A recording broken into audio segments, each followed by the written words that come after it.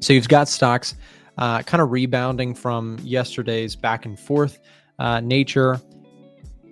But I wanted to talk about something with the stock market rally that we're seeing recently. It is one of the most hated stock market rallies that I have witnessed. The only one I can think of that was more hated was the 2021. 2021, absolutely despised. And I want to talk about why that is. I also want to look at oil, which is one that I'm keeping an eye on for possible trade setups. I'm keeping an eye on oil. I'm watching Bitcoin. I'm watching stock indices in general. But I wanted to talk a little bit about this with you guys, about why, this recent rally in stocks is so hated. A big point or part of this hate towards this rally is that people were on the wrong side of it. We know this because we've talked about this many times. Go to market sentiment, pull up the put to call ratio. Look, back in April, early April, you can see 2 months ago, right? Wow, it's been 2 months like that. 2 months ago, the story was this thing's going to zero, right? The whole market's going to crash. That was the story. And what a lot of portfolio managers, a lot of investors, a lot of traders did is they sold their stocks. They sold the indices. They got short. They bought put options, which is what we're seeing in this chart here. A huge demand for put options flooded into the options market, suggesting that people thought that the stock market was going to crater lower. That was the sentiment. So it makes sense that when a majority of market participants, we can also see this in the investor sentiment survey, people were incredibly bearish. March, April, right? A huge amount of bearishness. What you're looking at right now on your screen is the investor sentiment survey asking people, how do you feel about the stock market right now, basically? And it's a weekly done report. And investors, traders said super bearish for a long time. Like, this is very, very high levels of bearishness.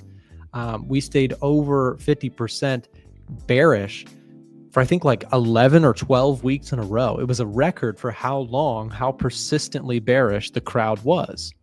And so the reason I point that out to you is that people were super scared during all this period of time. So it makes sense that now that the market has rebounded, that people absolutely hate this rally. It's a natural feeling for people to say, this looks awful. We're going to go lower. They sell their stocks, right? They sell out of their stocks saying this is the end. And then when the market rebounds, of course, people hate this rally. People sold their stocks at the worst possible time. That is unfortunately a repeated thing that happens in the markets over and over. People, do the same thing with gold. People hate the gold rally when it's going up and up because they are caught short on it, right?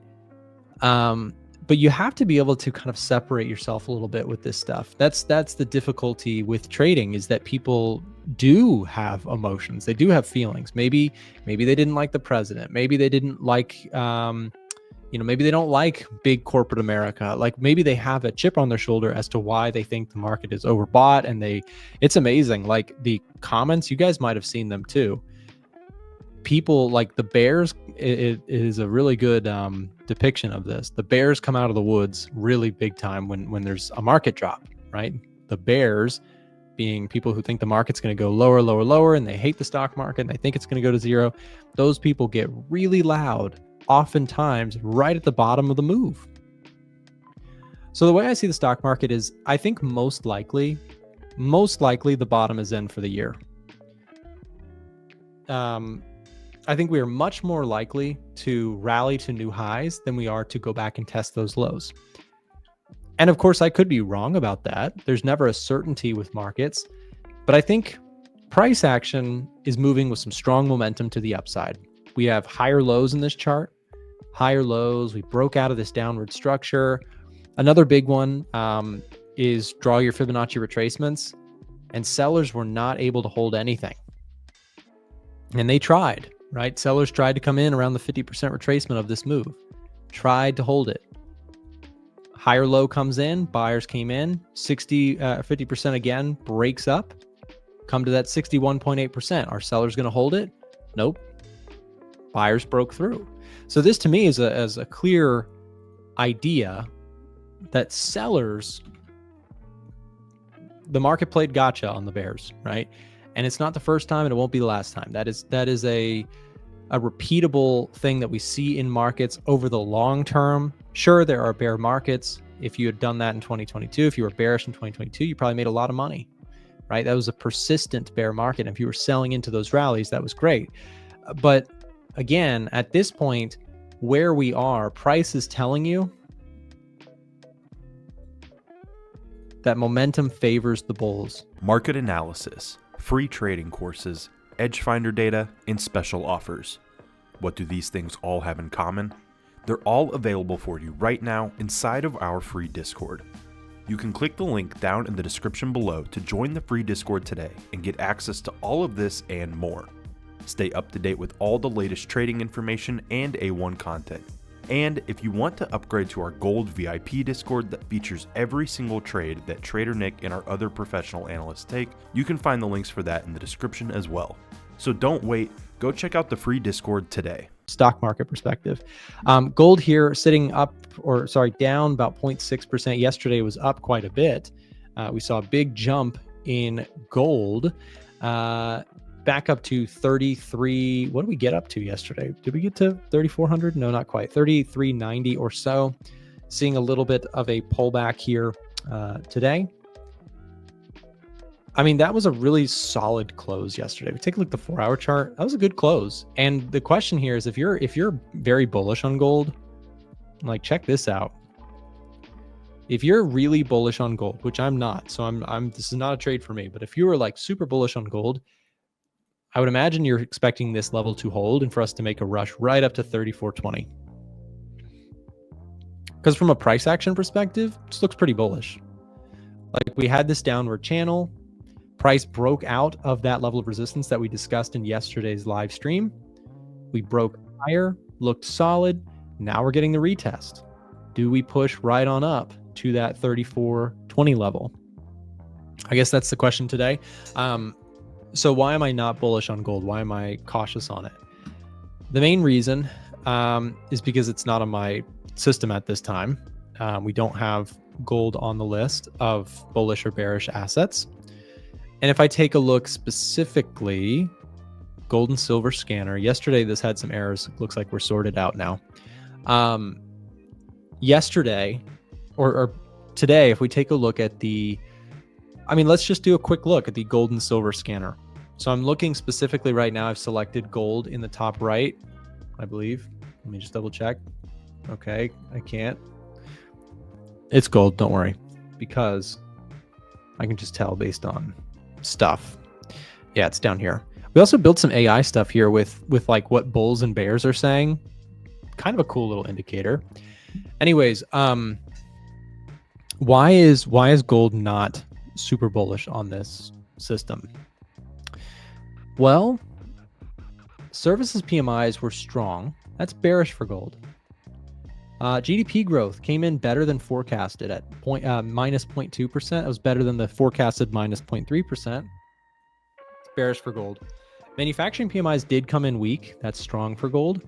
And inflation is cooling on CPI and core CPI. That's bullish for gold. NFP report came in strong. That's bearish for gold. Unemployment rate came in neutral compared to forecast, so that's neutral for gold. It's also at 4.2%, which is not particularly bullish for gold either. So I'm just getting a mixed read on gold. So it's not that I'm bearish on it. It's just that I'm not bullish either. I don't have a strong enough conviction to say, like for me to think about this, like, and I think everybody in the room should think about this. When you're placing a trade, like think about what you're doing. If a technical level just gets hit, if I only have technicals, and this might be different for you than it is for me, but let's say I'm going to risk $500 or $100 or $50 or $1,000, whatever I'm going to risk, whatever my allocated, my risk management tells me to do. If I'm going to risk let's say $100 on this trade. It's $100 that I'm going to risk. I want to be clear as to why I'm buying something or selling something or shorting something. And although technicals are cool and fancy, a lot of the performance that I've generated over the years in my account has largely come from being on the right side of fundamental trends that I've spotted, not technical ones. Technicals are simply the red light, green light system for me in my trading. Again, you might be different than me on this, and that's totally fine. I'm not trying to downgrade somebody else's way of trading. If you're like, technicals are all I need, awesome. But for me, I need to know like what is happening in the world economically, geopolitically, that's going to drive the wind in the sail for this trade higher.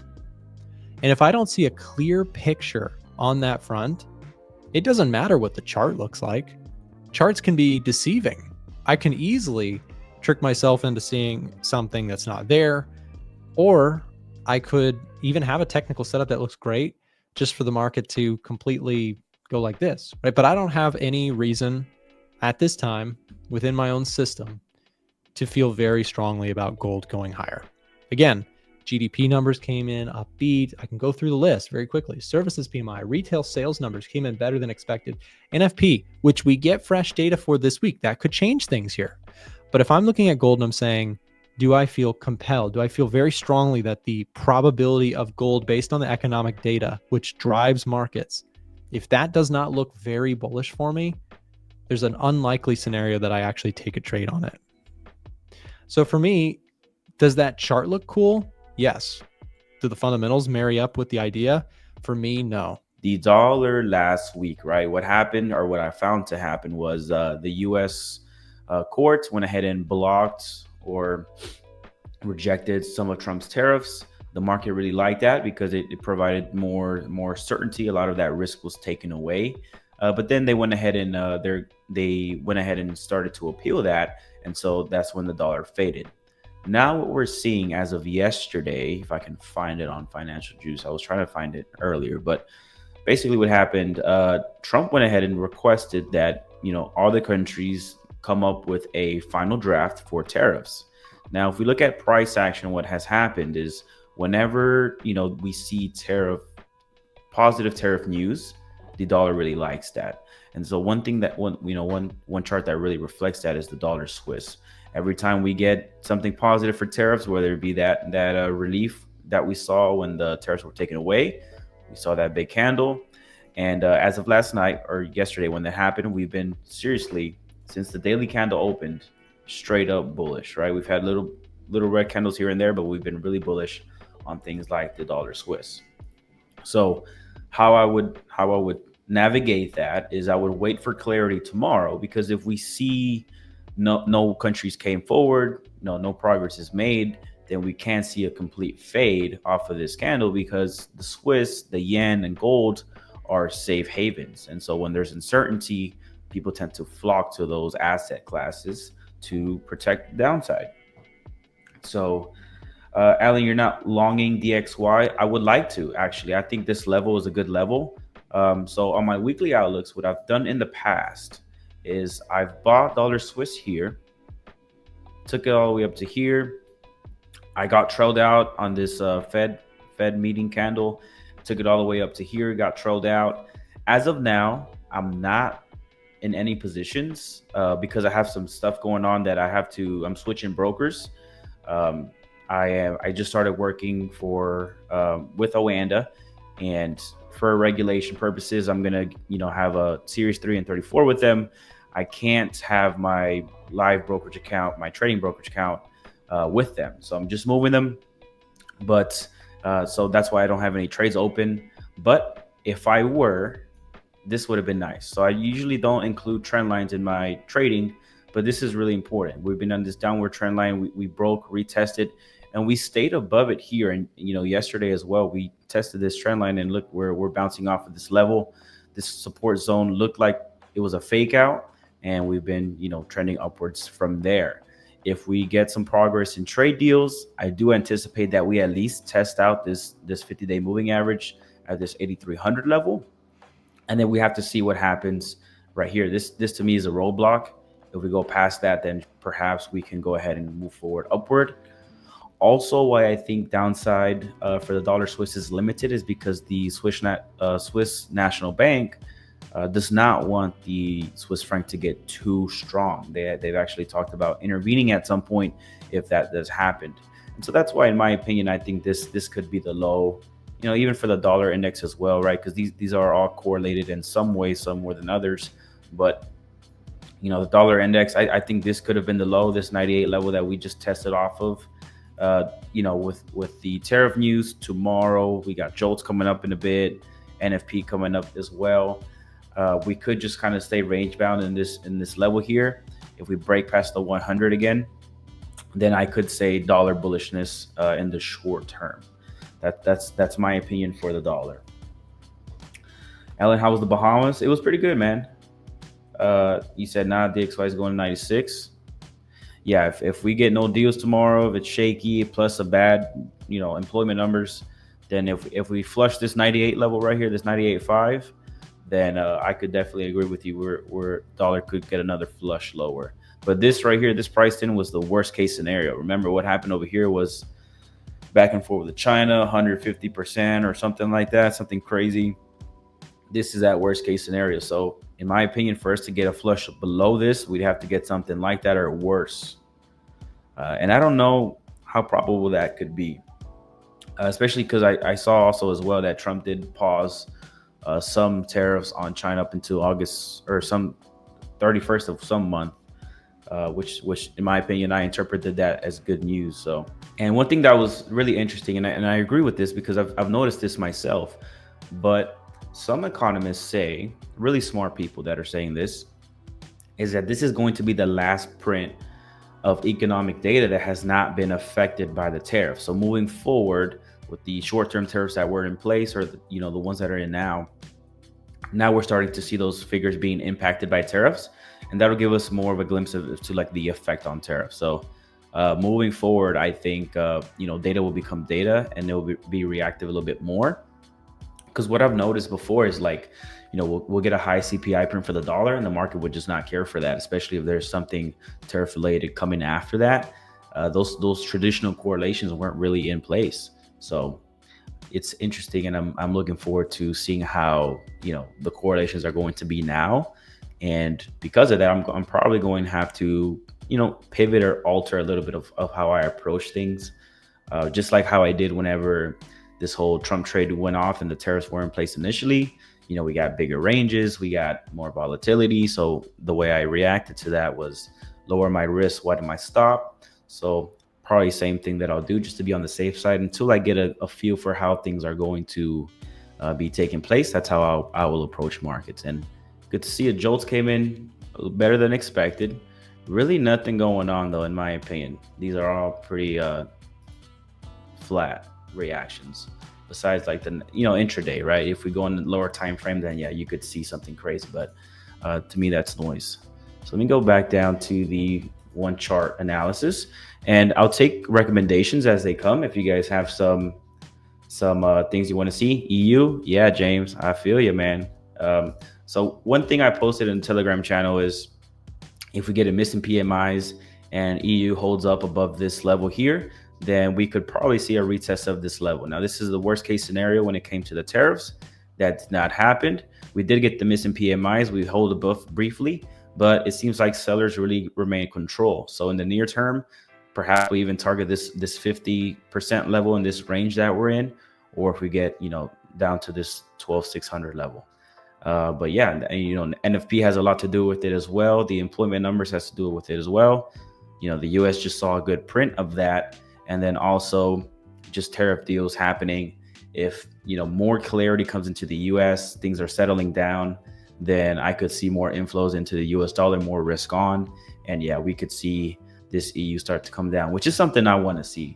I think me and James are in the same boat as far as that. Ivan, I was listening to Ivan as well. I think he is looking for a stronger dollar in the near term. I think that the market is sideways. I think we're still dealing with basically a noisy zone where the market is just trying to melt up. I have some interesting podcasts that I listen to that kind of give me a a well-rounded kind of macro view, and it's still quite polarizing to consider where people are at. Some people are, again, 60 plus year old, 70 plus year old, former Fed economist, blah, blah, blah.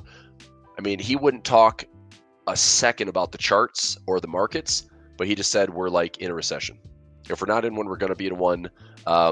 Kind of the real hard data that he's seeing on his, and I'm not taking anything away from his deep dive, but if it's not translated into, like, I just think that economists need to recognize that this doesn't have to be reality, right? Like, nothing about this has to be real. And unfortunately, there's so many things that can fuel this market higher without the good data underlying it.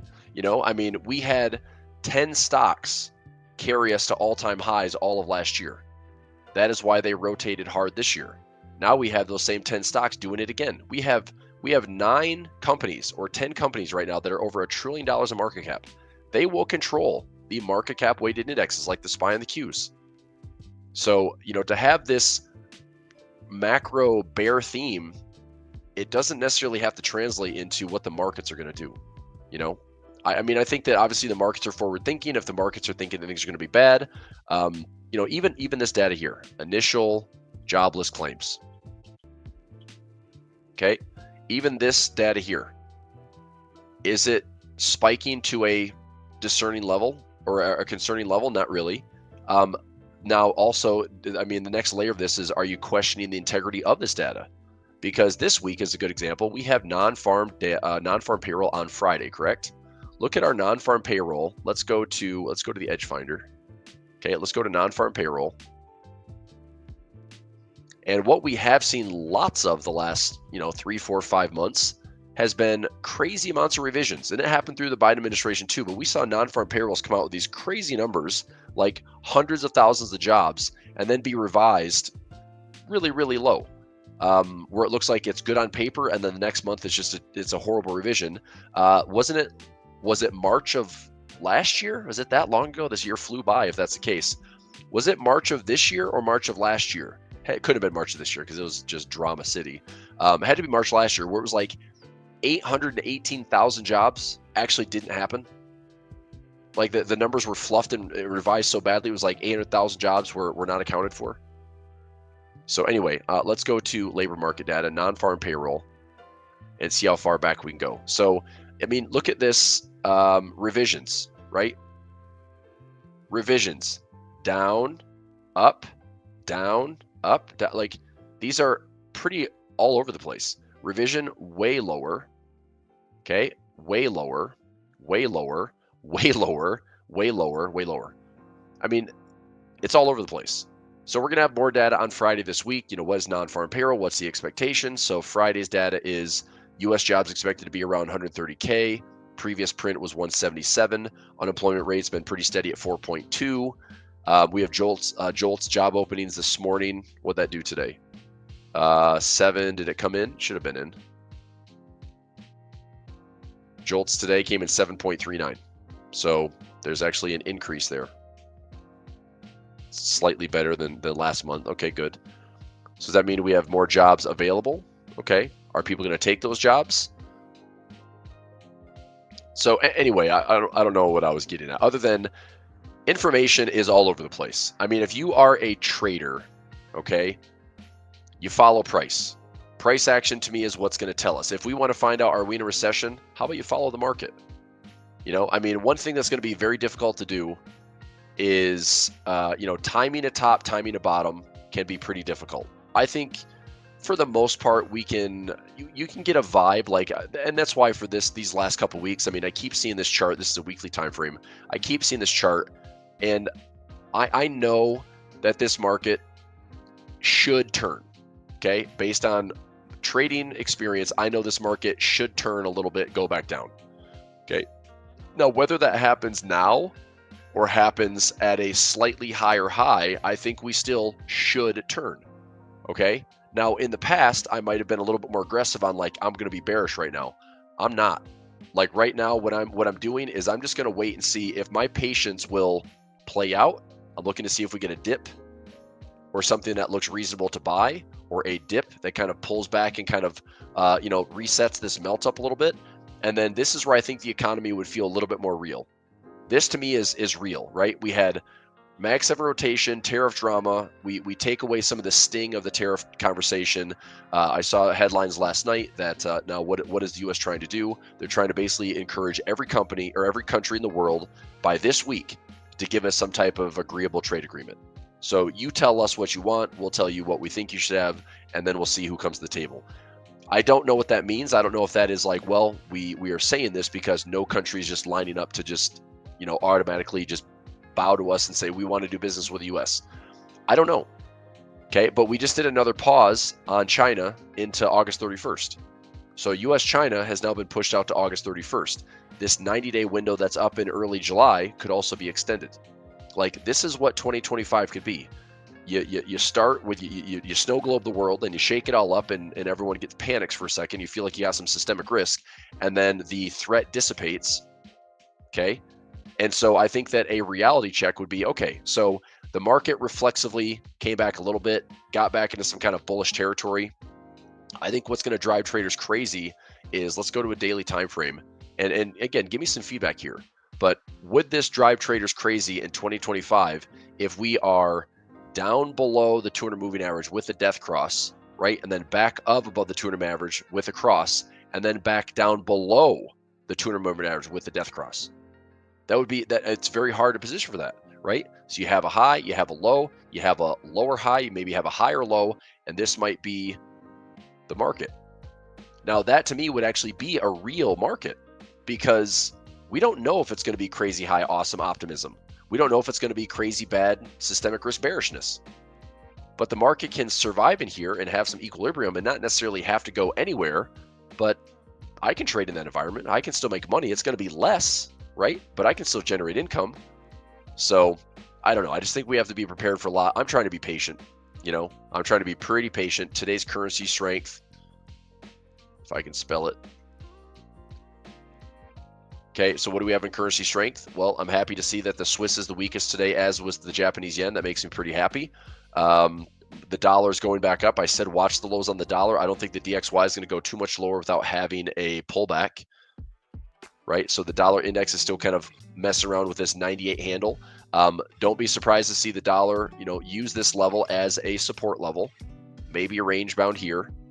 Okay, there's a lot of consequences in the dollar. If we go lower, this is gonna cause a lot of pain and grief in the bond market, which will impact global liquidity.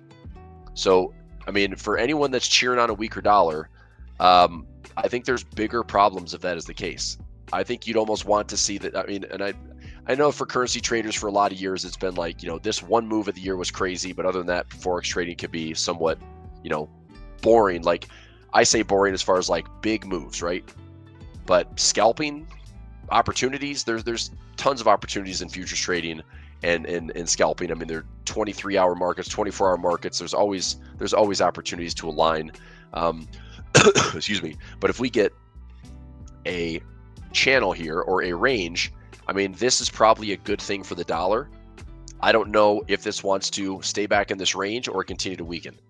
But literally below 100, below parity on the dollar is not a good thing. The more downward pressure we have, the more the bond market feels it. If the U.S. bond market is going to feel some pressure, we have a global amount of IOUs that are going to be, it's like, are they still good? Are we still going to have successful auctions? Are we doing mostly short-term auctions instead of long-term auctions? This is the whole weird conversation in 2025 that's accelerated this move towards is gold better? I mean, I don't find these charts. If you can compare, I need to find these charts. Let me actually ask a buddy of mine. Let me ask him right now, actually.